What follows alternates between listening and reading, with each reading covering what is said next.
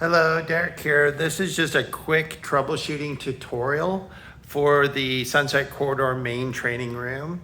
And I'm going to use the configuration that's most likely to give people the most trouble, and that is where we're doing what's called an HDMI mirror between this main display here, which is the 75-inch TV, using the Windows dedicated PC, but then it's also popping it up to these other two monitors within the room. In other videos, I've talked pretty extensively of how fussy these TVs can be related to the remotes.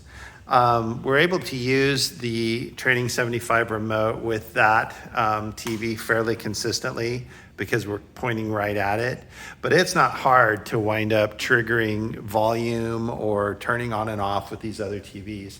So what I like to do just really quickly is remind folks that the on-off button for these 58-inch TVs is right there. And that on-off button works really good. And it's really straightforward. It's really easy to get to. And it just eliminates all of those struggles with the remotes. The same thing is going to go with the volume control on the TV, which is right below the power, plus and minus, because normally we have the sound turned off on this TV. We have the sound turned off on the cart TV because we're using the sound bar on the main TV.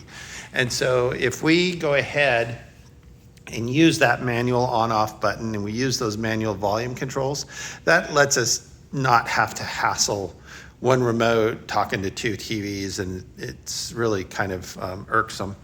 So the other thing too, though, is I will also make mention of is that once in a while, I do have to power up the sound bar. If you're using this main screen from where we're looking at now, for example, and we come down here and we hit sound, basically what we should find is that we should find this just works. I will also point out that I have training room videos here, and this is where a few of these different types of tutorials are. Really easy to pull up. Hello, Derek here. This will be... So the other thing with that is that if you're not hearing sound, basically just like I just played, then go ahead and give the sound bar, just give it a touch here with the power button.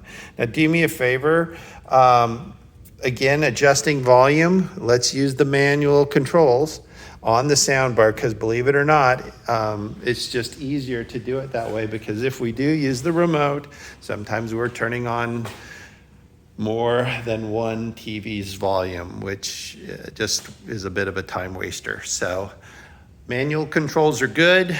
Power button on the sound bar if it's necessary. And that would generally cover most of the common difficulties. If you have additional troubles, get a hold of staff. And otherwise, I hope that works well for you.